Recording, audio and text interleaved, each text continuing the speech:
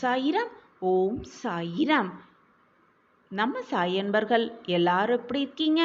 எல்லாரும் நல்லா இருப்போம். குழந்தையே, வாழ்க்கையில் மகிழ்ச்சியாக வாழ என்ன செய்ய வேண்டும் என்பதை உன் சாயப்பா சொல்கிறேன். இதை முழுவதுமாக கேட்டுவிட்டு உனக்கு கிடைத்திருக்கும் இந்த பொக்கிஷமான வாழ்க்கையை எப்படி மகிழ்ச்சியாக வாழலாம் என்று யோசி. உனக்கான நல்ல அறிகுறியாகவே இந்த பதிவு உனக்கு கிடைக்கும். என்னுடைய ஆசிர்வாதத்தால் இதுவரை உன் வாழ்க்கையில் நீ இழந்தது, நீ விரும்பியது அனைத்தும் உன்னிடமே வந்து சேரும். அதனால் எதை பற்றியும் கவலைப்படாதே என் செல்லமே.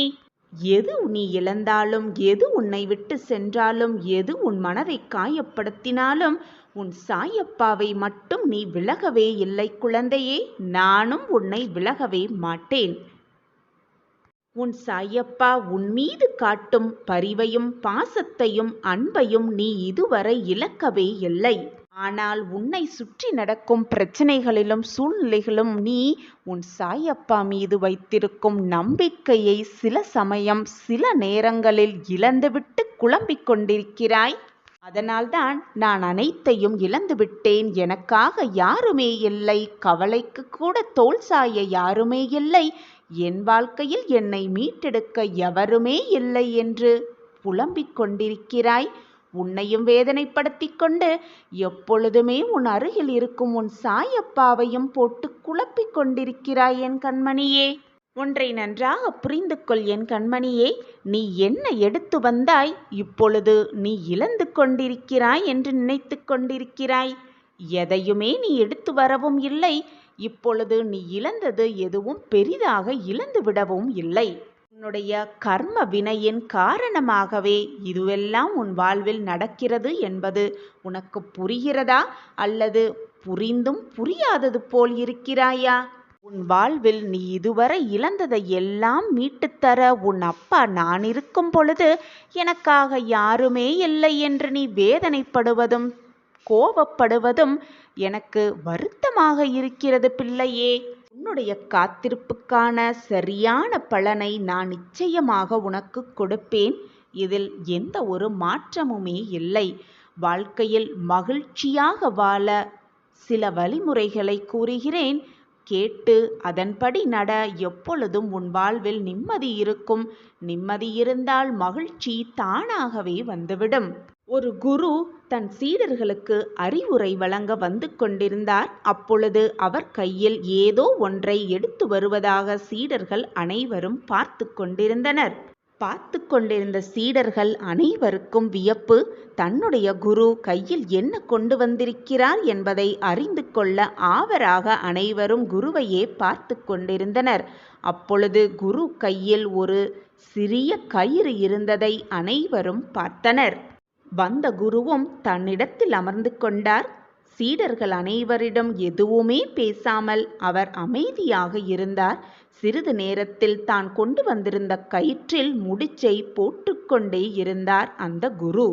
முடிச்சு போட்ட பிறகு தன்னுடைய சீடர்களை நோக்கி அந்த குரு, சீடர்களே, நான் கொண்டு வந்த கயிற்றில் முடிச்சை போட்டுவிட்டேன். இப்பொழுது கூறுங்கள், நான் கொண்டு வந்த கயிறு இதுவா அல்லது வேறு ஏதோ இருக்கிறதா என்று சீடர்களை பார்த்து கேட்டாராம் அந்த குரு. அப்பொழுது கூட்டத்தில் இருந்த ஒரு சீடர் எழுந்து, குருவே, இது நாம் பார்க்கும் கோணத்தில்தான் இதற்கு பதில் சொல்ல முடியும். ஒரு கோணத்திலிருந்து பார்த்தால் நீங்கள் கொண்டு வந்த கயிறுதான் இந்த கயிறும் கூட. ஆனால் வேறு கோணத்தில் பார்த்தால் இதில் முடிச்சு போட்டதால் இதன் வடிவமும் அளவும் கூட மாறி இருக்கிறது. எனவே இது வேறு கயிறாக கூட இருக்கலாம். இதில் தவறு என்று எதுவுமே இல்லை என்று கூறினாராம். நாம் பார்க்கும் கோணத்தில்தான் அனைத்துமே இருக்கிறது என்று கூறினாராம் அந்த கூட்டத்தில் இருந்த ஒரு சீடர் தன் குருவை பார்த்து. இந்த பதிலை கேட்ட குரு சிரித்துக்கொண்டே தன் கையில் இருக்கும் கயிற்றின் இரு முனைகளையும் பிடித்து நன்றாக இழுத்தாராம். முடிச்சு நன்றாக இறுகிக் கொண்டதாம். உடனே குரு சீடரை பார்த்து, இப்பொழுது கூறுங்கள், இந்த கயிற்றின் முடிச்சை அவிழ்க்க முடியுமா முடியாதா என்று கேட்டாராம். பொழுது மற்றும் ஒரு சீடர் எழுந்து, இவ்வளவு இறுக்கமாக முடித்தை போட்ட பின்பு அதை அவிழ்க்க எப்படி முடியும் குரு? அவிழ்க்கவே முடியாது என்று கூறினாராம். உடனே அந்த குரு, கடைசியாக உங்களிடம் ஒரு கேள்வியை கேட்கிறேன். இந்த 3 முடிச்சுகளையும் அவிழ்ப்பது எப்படி என்று கேள்வியை முன்வைத்தாராம் சீடர்களை பார்த்து. உடனே கூட்டத்திலிருந்த மற்றும் ஒரு சீடர் எழுந்து, முடிச்சை எப்படி போட்டோமோ அதன்படிதான் அந்த முடிச்சை அவிழ்க்க முடியும் என்று கூறினாராம். உடனே அந்த குரு, இந்த பதிலைதான் நான் எதிர்பார்த்தேன் என்று கூறினாராம். இந்த உலகத்தில் இருக்கும் அனைவரும் தன்னுடைய பிரச்சனைகளை தீர்க்கத்தான் யோசனை செய்து கொண்டே இருப்பார்கள். ஆனால் யாருமே அந்த பிரச்சனைகளுக்கான காரணத்தை தெரிந்து கொள்ள ஆசைப்படவே மாட்டார்கள். அதை யோசிக்க கூட செய்ய மாட்டார்கள். அதே போலதான் இந்த உலகத்தில் உள்ள அனைவரும் எதற்கெடுத்தாகவும் கோபப்படுவார்கள். அந்த கோபத்திலிருந்து எப்படி வெளியே வருவது, அந்த கோபத்திலிருந்து எப்படி மீள்வது என்று தெரியாமல் தவித்து கொண்டிருப்பார்கள். இந்த முடிச்சை போல அந்த முடிச்சை அவிழ்த்தால் கூட அந்த கயிறின் அடிப்படை குணம் எப்படி மாறாதோ, உன்னுடைய அடிப்படை குணமான மனித குணம் என்பது எப்பொழுதுமே மாறாது. இந்த கயிறுகளில் இருக்கும் முடிச்சுகளை அவிழ்ப்பது போல நம் வாழ்க்கையில் இருக்கும் பிரச்சனைகளையும் சிக்கல்களையும் நம்மால் தீர்க்க முடியும் யோசனை செய்வதால். குழந்தையே, உன் வாழ்க்கையில் பிரச்சனைகளும் கவலைகளும் துன்பங்களும் இருக்கத்தான் செய்யும். அதே போல அந்த பிரச்சனைகளுக்கான தீர்வும் அந்த கஷ்டங்களுக்கான மருந்தும் அந்த வேதனைகளுக்கான வலி தீர்க்கும் மருந்தும் நிச்சயமாக இருக்கவே செய்யும். எனவே என் குழந்தையே, உன் வாழ்க்கையில் ஏற்படும் பிரச்சனைகளையும் தோல்விகளையும் பார்த்து பயந்து பயந்து அந்த பிரச்சனைகளுக்காகவே உன் வாழ்க்கையை வீணாக செலவழித்து கொண்டிருக்கிறாய். உன் வாழ்க்கையை வீணாக்கி கொண்டிருக்கிறாய். குழந்தையே, உன் வாழ்க்கையில் நீ போட்ட முடிச்சை நிச்சயமாக அவிழ்க்கலாம். முயற்சி செய்து கொண்டே இரு. முயன்றால் முடியாதது என்று எதுவுமே இல்லை. உன் வாழ்க்கையை நீ மகிழ்ச்சியாக வாழ வேண்டும் என்று நினைத்தாலே நீ மகிழ்ச்சியாக வாழலாம். உன் வாழ்க்கையை மகிழ்ச்சியாக வாழ வைப்பதற்கு வேறு யாரும் வரவும் முடியாது. உன் வாழ்க்கையில் வந்தாலும் உன்னை மகிழ்ச்சியாக வாழ வைக்கவும் முடியாது. நீ நினைத்தால்தான் நீ மகிழ்ச்சியாக வாழ முடியும். உன் வாழ்க்கையை மற்றவர்கள் வாழவும் முடியாது. மற்றவர்களின் சந்தோஷத்திற்காக அடுத்தவரின் வாழ்க்கையை நீ வாழவும் முடியாது. உன் வாழ்க்கையை நீ வாழ்ந்து தான் ஆக வேண்டும். அதை மகிழ்ச்சியாக வாழ வேண்டுமா, நிம்மதியாக வாழ வேண்டுமா, அல்லது போராட்டத்தோடே கழிக்க வேண்டுமா என்பதை நீதான் முடிவு செய்ய வேண்டும். குழந்தையே, உனக்கு கிடைத்திருக்கும் இந்த பொக்கிஷமான வாழ்க்கையை சந்தோஷமாக, நிம்மதியாக, ஆனந்தமாக, அற்புதமாக வாழ கற்றுக்கொள். உன் வாழ்க்கையில் எப்பொழுதும் உனக்கு துணையாக உன் அப்பா இருக்கும் பொழுது எதற்காகவும் பயப்படாதே. நம்பிக்கையோடு இரு. என்றாவது ஒரு நாள் வாழ்க்கை வெடியும் என்ற நம்பிக்கையோடு, தன்னம்பிக்கையோடு முயன்று கொண்டே இரு. குழந்தையே, நல்லவர்களின் கண்ணீர் துளியில் நான் இருப்பேன். நீ விதைத்த நல்ல விதை, நல்ல செயல்கள் என்னும் விதை விருட்சமாய் வளர்ந்து இருக்கிறது. அது கனி கொடுத்து கனியும் நேரம் நெருங்கிவிட்டது. பிள்ளையே, சந்தோஷமாக இரு. அந்த கனியை என்னோடு சேர்ந்து ருசிக்க நீயும் ஆயத்தமாக இரு. உன்னுடைய குடும்பம் என்றும் சீரும் சிறப்புமோடு உன் சாயப்பாவின் பரிபூரண ஆசிர்வாதத்தையும் பெற்றுக்கொண்டு வளமோடும் நலமோடும் வாழும். வாளை போல குலம் தள்ளி தலை தோங்கும் உன் குடும்பம். கஷ்டப்பட்ட வாழ்க்கையெல்லாம் இனி வசந்தமாக மாறும் நேரம் நெருங்கிவிட்டது. பிறப்பு இறப்பிற்கு ஏற்பட்ட இடைப்பட்ட காலத்தில் அவரவர் செய்த கர்ம வினைகளின்படி பாவ புண்ணியத்தை ஏற்றுக்கொண்டு இன்பத் துன்பத்தை அனுபவித்துதான் ஆக வேண்டும். அவரவர் கர்மாவை அவரவர் அனுபவித்துதான் ஆக வேண்டும். கர்மாவிலிருந்து யாருமே தப்பவே முடியாது. உன் விருப்பப்படியே உன் சாய் தேவா வந்திருக்கிறேன் கண்மணி. இனி நீ போதும் போதும் என்று சொல்லும் அளவிற்கு உன் வாழ்வில் நன்மைகளை நிகழ்த்தப் போகிறேன். நீயே ஆச்சரியப்படும் அளவிற்கு பல நன்மைகள் உன் வாழ்வில் நிகழப் போகிறது. தேவையில்லாத சிந்தனைகளை மனதில் நிறுத்திக் கொண்டு புலம்பிக் கொண்டே இருப்பதை விட என் காலடியில் அனைத்தையும் சமர்ப்பித்துவிட்டு அமைதியாக இருந்துவிடு. என் பாதத்தில் சரணடைந்து விடு. என்னுடைய திருவடி தரிசனம் உனக்கு மன நிம்மதியை நிச்சயமாக கொடுக்கும் என் பிள்ளையே. துயரக் கடலிலிருந்து நான் உன்னை கரையேற்றுவேன். என் கைகளால் உன்னை இழுத்து கரையேற்றுவேன். இதோ நான் வந்துவிட்டேன் அல்லவா? வெகு விரைவில் ஒரு மகிழ்ச்சியான தகவல், ஒரு மங்களகரமான நிகழ்வு, ஒரு இனிப்பான செய்தியை உனக்கு நான் தருவேன். இது உன் சாயப்பாவின் சத்திய வாக்கேதான். நீ என்னை தேடி வர முடியாவிட்டாலும் நான் உன்னை தேடி வருவேன் என் குழந்தையே. இனி எதற்குமே நீ வருத்தப்பட தேவையில்லை. நான் இருக்கிறேன் பிள்ளையே. என் பிள்ளையே, எல்லாம் எனக்கு தெரியும் என்று குழப்பத்தோடே இருப்பதை விட எதுவுமே தெரியாது என்று தெளிவோடு இருப்பதே மிக நல்லது. எதற்கும் பயப்படாதே. உன் மனம் குளிருமளவிற்கு ஒரு நல்ல செய்தி உன் காதுகளுக்கு வந்து விழும். அதற்கு உறுதுணையாக உன் அப்பா எப்பொழுதும் உனக்கு துணையாகவே இருப்பேன். எல்லாம் மாறும், மிக அழகாகவே மாறும். உனக்கான ஒரு வாழ்க்கை உன்னை தேடிக்கொண்டிருக்கிறது. இதுவரை நீ காலத்தை தேடியிருந்த நாட்களெல்லாம் முடியப் போகிறது. அந்த நல்ல காலமே உன்னை தேடி உன் கையில் வந்து விழும் நேரம் நெருங்கி இருக்கிறது பிள்ளையே. சந்தோஷமாக இரு, ஆனந்தமாக இரு. நீ நீண்ட நாட்களாக என்னிடம் கேட்டுக்கொண்டிருக்கும் ஒரு விஷயத்தை நான் நிகழ்த்தி கொடுக்கப் போகிறேன் என்று அறிகுறியை உனக்கு நான் உணர்த்தி இருக்கிறேன். அந்த அறிகுறி பெயரில் உனக்கான அந்த நல்ல நிகழ்வை நிச்சயமாக நான் உனக்கு நிகழ்த்தி காட்டுவேன். இது உன் சாயப்பாவின் சத்திய பிரமாணம். அந்த கனவு நினைவாக இன்னும் சிறிது நாட்களே உள்ளது. அது நிறைவேறும் வரை இன்னும் நீ சற்று பொறுமையாக காத்திரு.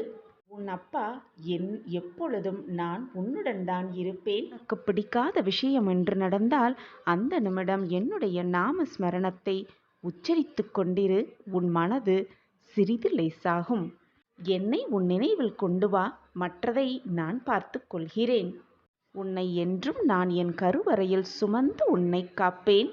உன் மனதில் இருக்கும் அனைத்து எதிர்மறை எண்ணங்களையும் அழித்து காட்டுவேன். உன் சாயி தேவா. நான் நன்றாக இருப்பேன். நான் நினைத்த லட்சியத்தை அடைந்தே தீருவேன். வாழ்க்கையில் வெற்றி பெற்றே தீருவேன் என்று முதலில் உன்மேல் நம்பிக்கை வை. நல்ல எண்ணங்களையோடு இரு. நல்ல சொற்களை மீண்டும் சொல்லிக்கொண்டே இரு. உன் எண்ணம் போல், உன் நம்பிக்கை போல், உன் சொற்கள் போல் உன் வாழ்க்கையும் அப்படியே ஆகிவிடும். உன் வாழ்வில் அமைதியும் சந்தோஷமும் மங்களமும் நிகழ உன் சாயப்பா நானே பொறுப்பு. குழந்தையே, உலகம் எப்படி ஆயினும் இருக்கட்டும், இருந்துவிட்டு போகட்டும். உன்னை யாரும் வெறுக்கட்டும், வெறுத்துவிட்டு போகட்டும். அதீதமாக விரும்பட்டும். எல்லாம் மாயையே.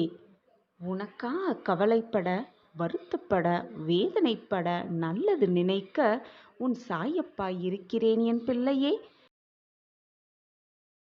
வாழ்க்கையில் மறக்க வேண்டும் என்று சில விஷயங்கள் இருக்கவே செய்கிறது. அதுதான் பிள்ளையே உன்னுடைய நிம்மதிக்கு நல்லது. உன் மனம் சஞ்சலமடைந்தால் உன்னுடைய குறிக்கோளில் நீ பயணிக்க தடுமாறுவாய் பிள்ளையே. தெரிந்தோ தெரியாமலோ மனித உள்ளங்கள் செய்யும் தவறு. அதற்கு அவர்கள் சில நிகழ்வுகளை சந்தித்துதான் ஆக வேண்டும். அதற்காக உன் வெற்றியை எதிர்நோக்கும் உன்னுடைய குறிக்கோளில் தடுமாறிக் கொண்டிருக்கிறாயே. உன்னுடைய பழையகால சிந்தனையில் மூழ்கிக்கொண்டு, எதிர்மறை சிந்தனைகளில் மூழ்கிக்கொண்டு உன்னுடைய நோக்கத்தை எளிதாக எட்ட முடியாமல் இப்படி தடுமாறி உட்கார்ந்திருக்கிறாயே. மனம் சஞ்சலமாக இருந்தால் எதையும் நினைக்க முடியாது. ஏன் அடுத்த அடி கூட வாழ்வில் எடுத்து வைக்க முடியாது பிள்ளையே. பிள்ளையே, துன்பத்தை கண்டு, சோதனை கண்டு எவ்வளவு தூரம்தான் ஓடிக்கொண்டே இருப்பாய்? ஒரு நாள் அல்லது ஒரு நேரம் நீ நின்றுதானே ஆக வேண்டும். அப்படி நீ நிற்கும் பொழுது உனக்கு வரும் துன்பமும் உன் பின்னால் வரும் சோதனைகளும் உன்னை கழுத்தை நெருக்கும் பொழுது நீ திணறுவாய். இதற்கு முதலில் அதை உனக்கு வரும் துன்பத்தையும் சோதனையையும் எதிர்த்து நின்று போராடு. விடாமுயற்சியுடனும் கடின உழைப்பின் போதும் கடுமையாக போராடிக்கொண்டே இரு என் குழந்தையே. என் அன்பு பிள்ளையே, உன்னுடைய கவலைதான் என்ன? என் கண்களை நன்றாக உற்றுப்பார்.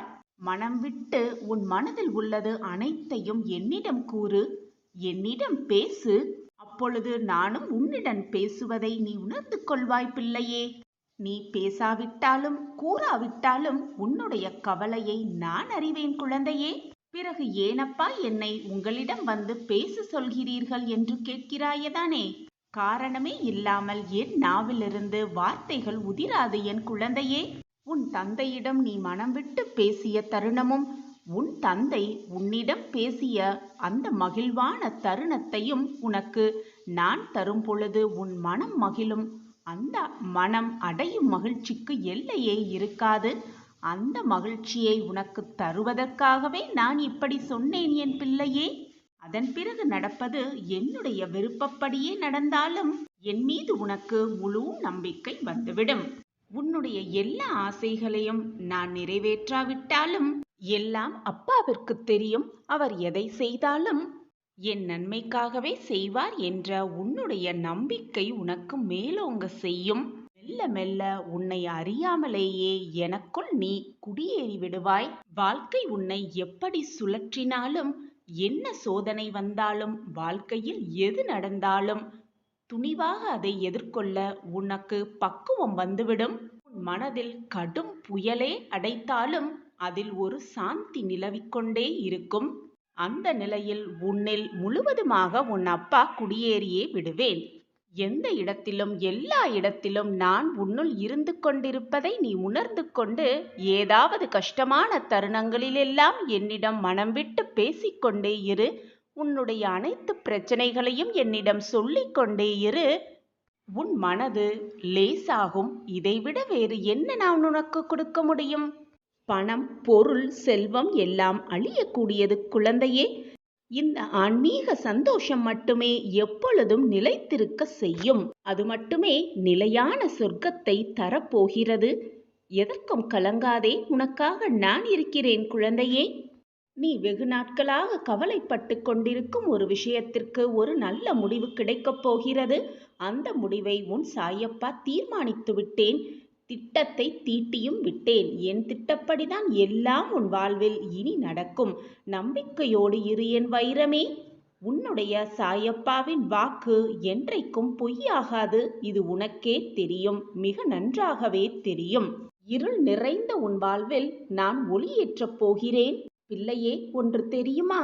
பட்டு போன்ற மரத்திற்கு பறவைகள் வருவதில்லை. அதே போல பணம் இல்லாத ஒருவன் வீட்டிற்கு உறவுகளும் வருவதில்லை. புரிதலின் தெளிவு சண்டையிலிருந்தே துவங்குகிறது. பிள்ளையே, வாழ்வில் நீ கற்றுக்கொள்ள வேண்டிய மிக முக்கியமான ஒன்று என்ன தெரியுமா? உனக்கான நல்ல நேரம் வரும் வரை பிறர் தரும் அடியை பொறுத்து கொள்வதுதான். என்னதான் தண்ணீர் தண்ணீர் என்று நீ தவித்தாலும் கூட கடல் நீர் உன்னை வேடிக்கை பார்த்து கொண்டேதான் இருக்கும். அதே போல அந்த கடல் நீரை நீ பருகவும் முடியாது. அதே போல என்னதான் நீ பிரச்சனை பிரச்சனை என்று தவித்துக் கொண்டிருந்தாலும், சொல்லியே கொண்டிருந்தாலும் இந்த உலகம் உன்னை வேடிக்கைதான் பார்க்கும் என் பிள்ளையே. நீ மனம் வைக்கவில்லை என்றால் எனவே எது நடந்தாலும் நேர்மறை எண்ணத்தோடு பார். நல்ல எண்ணத்தையே உன் மனதில் வைத்துக்கொள். உன் பார்வை போல், உன் நினைப்பு போல் எல்லாம் நன்மையாகவே நடக்கும். ஒரு தவறு செய்துவிட்டால் அது தவறு, நான் செய்தது தவறுதான், என்னை மன்னித்து விடுங்கள் என்று ஒப்புக்கொள்ள பழகிக்கொள். அதை விடுத்துவிட்டு நான் தவறு செய்யவே இல்லை என்று அடித்து பேசாதே. அது மட்டுமல்லாமல் செய்த தவறை மூடி மறைத்தால் வாழ்வில் என்றைக்குமே முன்னேறவே முடியாது. நீ தவறை ஒப்புக்கொள்ளும் நிமிடம் உன் மனம் வலியைத்தான் ஏற்படுத்தும், கேவலமாகத்தான் தோன்றும்.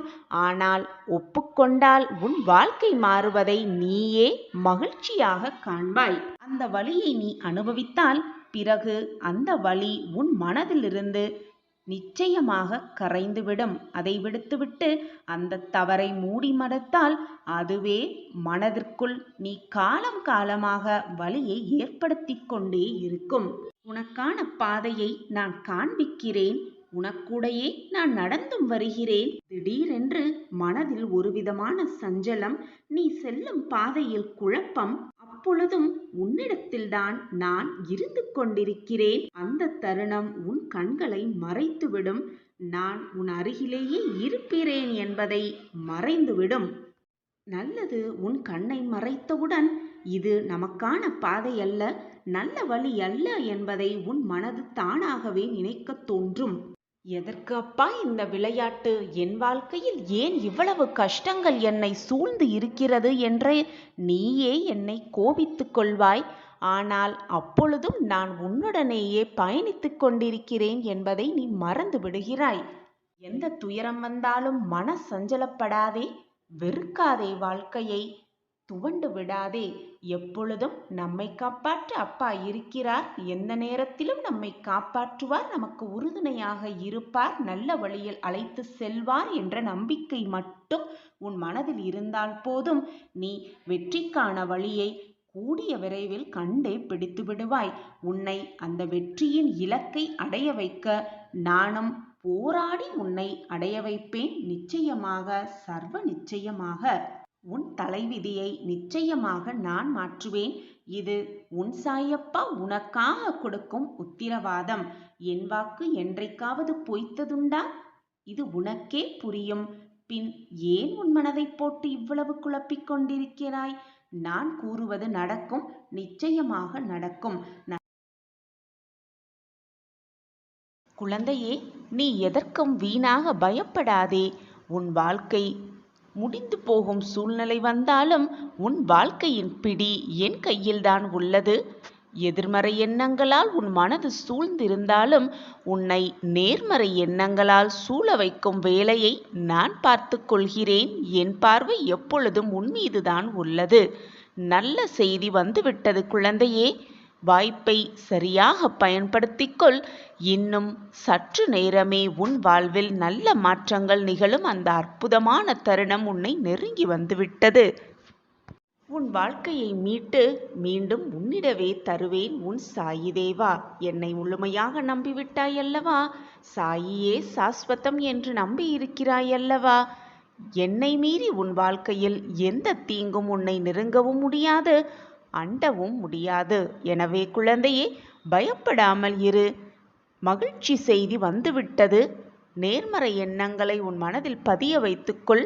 அப்படி முடியவில்லை என்றால் கண்களை மூடிக்கொண்டு அமைதியாக உன் சாயப்பா மேல் அனைத்து பாரத்தையும் செலுத்திவிட்டு அமைதியாக உட்கார்ந்து என் நாம ஸ்மரணத்தை சொல்லிக்கொண்டே இரு.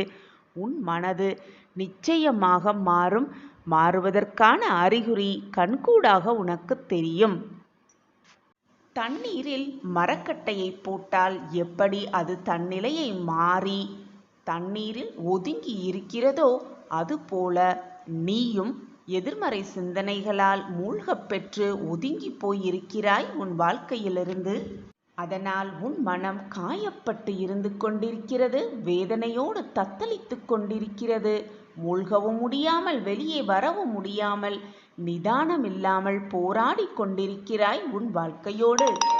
உன்னுடைய புத்தியும் உன்னுடைய மனமும் வெவ்வேறு திசையில் சென்று கொண்டு மோதிக்கொண்டு உன் வாழ்க்கையில் நீ தத்தளித்து கொண்டிருக்கிறாய் என்பதை உணர்ந்து கொண்டிருக்கிறாய். இந்த உணர்வும் உன் சாயப்பாதான் உனக்கு ஏற்படுத்தி இருக்கிறேன் என்பதை புரிந்து கொள் என் குழந்தையே. என் பிரியமே, உன்னைப் போலவே மற்றவர்களும் நல்ல எண்ணம் படைத்திருக்கிறார்கள் என்பதை முழுமையாக நம்பிக்கொண்டிருக்கிறாய்.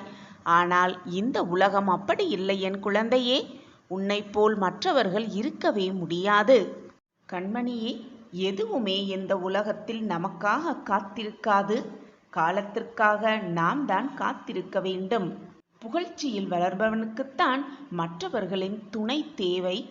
முயற்சியோடு வளர்கிறவன் வாழ்க்கையில் போராடி போராடி ஜெயித்தே காட்டிவிடுவான். அவனுக்கு துணையாக நம்பிக்கை, தன்னம்பிக்கை என்ற ஒன்று எப்பொழுதும் அவனை சூழ்ந்து கொண்டே இருக்கும். கண்மணியே, எப்பொழுதும் புன்னகையோடு இரு, சிரித்து கொண்டே இரு. உன் கஷ்டங்கள் கொஞ்சம் கொஞ்சமாக குறைவதை நீ கண்கூடாக உணர்வாய். எனவே எப்பொழுதும் சிரித்து கொண்டே இரு. உன் கஷ்டங்கள் உன்னை விட்டு விலகிவிடும் வெகு தூரமாக. அது மட்டுமல்லாமல் எந்த சோதனை வந்தாலும் சிந்தித்து செயல்படு. உன்னுடைய கஷ்டங்களும் விலகிவிடும் உன்னை விட்டு வெகு தூரமாக. பாதையை தேடுபவன் சாதாரண மனிதன். அந்த பாதையையே உருவாக்குபவன் தான் வெற்றியடையக்கூடிய மனிதனாக இருப்பான். நீயும் அந்த பாதையை, உனக்கான பாதையை தேர்ந்தெடு. அந்த பாதையில் வெற்றிகரமாக பயணித்து கொண்டே இரு. உனக்கு துணையாக, பக்கபலமாக உன் அப்பா உன் அருகிலேயே வந்து கொண்டிருக்கிறேன் என்பதை மறந்து விடாதே. நீ தடுக்கி விழும் சூழலில் தாங்கி பிடிக்கும் தோழனாக, தாயாக, தகப்பனாக, உற்றார் உறவினராக அனைத்துமாக நின்று உன் வாழ்க்கையில் வெற்றி என்னும் இலக்கை நிச்சயமாக அடைய நான் வழிவகை செய்வேன்.